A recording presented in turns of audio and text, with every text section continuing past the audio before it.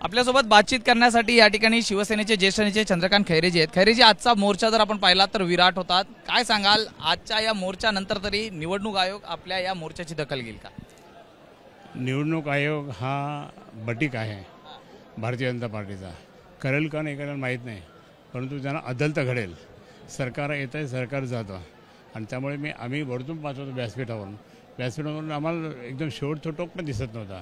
आता त्यांचे डोळे जर चांगले असतील ते इलेक्शन कमिशनचे, तर त्यांनी हे म्हणजे याचा गंभीरपणे विचार केला पाहिजे।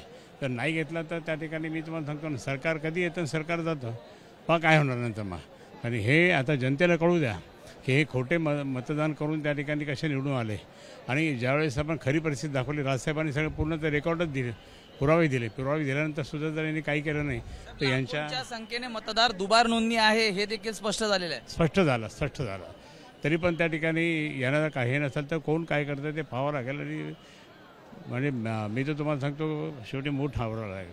स्थानिक स्वराज्य संस्थांच्या निवडणुका तोंडावर आहेत तरी सुद्धा नाही ऐकलं तर याचा फटका नक्कीच मी सगळीकडे जाऊ, सगळीकडे फिरू, सगळ्या गावागावात जाऊ, सगळ्या गल्ली जाऊ, सगळ्या वार्डावर जाऊन त्यांना सांगू की हे पाहिलं ना तुम्ही कसं आहे, तुम्ही तुमच्या त्या कार्यकर्त्यांना घेऊन त्या ठिकाणी कोण आला डुप्लिकेट मतदान करायला आला, त्याचं नाव पलीकडच्या वार्डात शिवडीला आहे आणि तो आता इथे आला, इथे मतदान करायचं असेल तर तिथं पदरून काढा। पण आपण या ठिकाणी प्रश्न विचारतोय निवडणूक आयोगाला, मात्र तिकडे आपल्याच मोर्चाच्या विरोधात भाजपकडनं मुक मोर्चा काढला जातो। तोंड बंद केलं त्यांचं तोंड, हा रे काय मशी त्यांचं आम्ही तोंड बंद केलं म्हणून ते मुख्य झाले।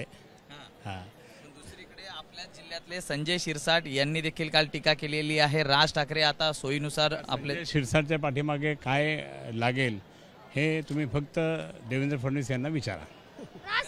बातचीत केल्याबद्दल। तर संजय शिरसाट यांच्यासाठी सूचक वक्तव्य हे या ठिकाणी करण्यात आलेलं आहे। व्हिडिओ जर्नलिस्ट योगेंद्र गुप्तासह मी सूरज सावंत, एबीपी माझा, मुंबई।